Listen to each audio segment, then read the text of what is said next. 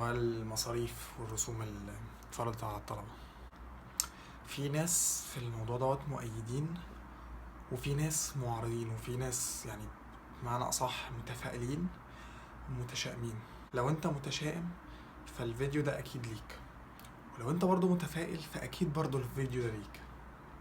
هتعرف ليه كمان شوية. أولا الكلام دوت لسه ما حصلش في كل الولايات، واللي أكيد هيحصل فيها هي ولاية واحدة بس، هي ولاية بادن فودنبرج.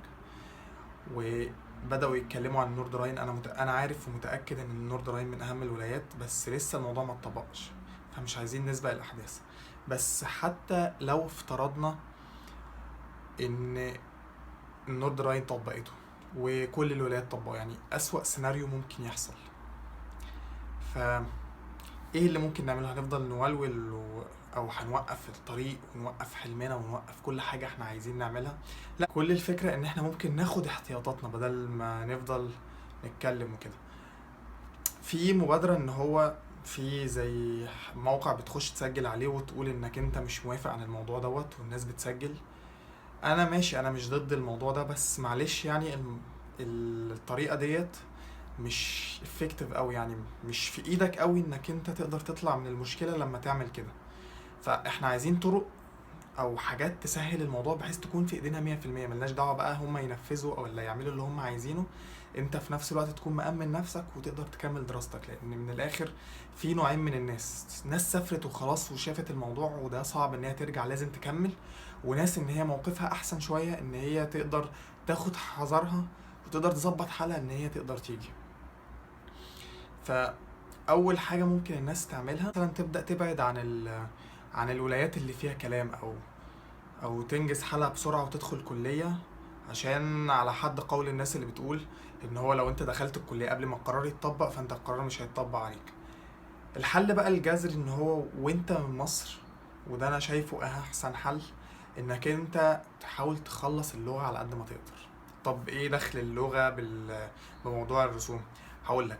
انت لو جيت هنا تدرس مثلا معاك اتسفاي ولا بي اينز، فانت لسه عايز تتعلم لغة وعايز تجيب شهادة اللغة اللي هتدخلك، اللي هي دي اس او تسداف. والموضوع ده بياخد وقت وبياخد فلوس، وطالب اللغة ملوش صلاحيات كتير، فهو في اغلب الاحوال بيبقى طالب مستهلك. فانت بتستهلك من الحساب البنكي بتاعك، اللي هو اصلا ممكن تستخدمه كرصيد كويس انك تدفع مصاريف الكلية. يعني مثلا لو طالب، وده اللي انا برجحه 100%، يعني لو طالب اخد شهادة اللغة اللي هي تسداف في مصر او في البلد اللي هو فيها قبل ما يجي المانيا، فهو كده وفر على نفسه مصاريف اللغة، وهيجي المانيا هيبقى معاه تصريح عمل كامل، وفي نفس الوقت فلوسه في البنك ما نقصتش. فلوسه في البنك ديت ممكن يستخدمها في مصاريف الكلية عبال ما هو يقدر يظبط شغل كويس ويحوش فلوس ويدفع للكلية. وبعدين هنا معظم البكالوريوسات ملهاش، يعني معظم البكالوريوسات مش 4 سنين، لا دي 3 سنين، يعني هو مجرد 6 سمسترات هيدفع فيهم 9000 يورو. لو افترضنا ان هو حسابه زي دلوقتي 8640، واول ما وصل مثلا بعد ما وصل بشهرين بدأ يشتغل، فاقول صرف فاضل له 7000، فال7000 دولت هيقدر يسد بيهم في اول ترمات، وهيتبقى له بس 2000 يكمل بيهم الترمات اللي فاضله. واكيد هيكون خلص يعني وجمع الفلوس. يعني مش صعب قوي انك تشتغل. حسابيا بقى لو انت معكش فلوس خالص وعايز تدفع فلوس الترمات، فانت محتاج شهريا تكسب 700 يورو في الشهر. و700 يورو في الشهر ديت ممكن تتكسب مش بصعوبة، مش هقول بسهولة كاملة، بس برضو مش بصعوبة. وده برضو تبع انت بتعرف تعمل ايه، المدينة اللي انت رحتها ليك صحاب كتير هيقدروا يشوفوا لك شغلانة، فالموضوع محلول. في بقى فوائد لموضوع الرسوم.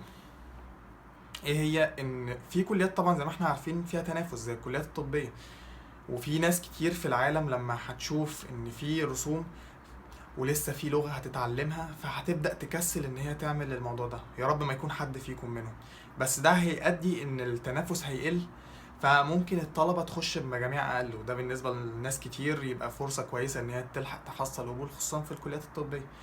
ف يا ريت مش عايزين نولول ونبهدل الدنيا ونزعق والفلوس و1500 يورو، لا احنا نحسبها واحدة واحدة كده. اه انت هتضغط على نفسك بس هتتعلم تعليم نظيف، وفي نفس الوقت الموضوع تقدر تلمه، مش هو الكارثة الحقيقية. يلا السلام عليكم.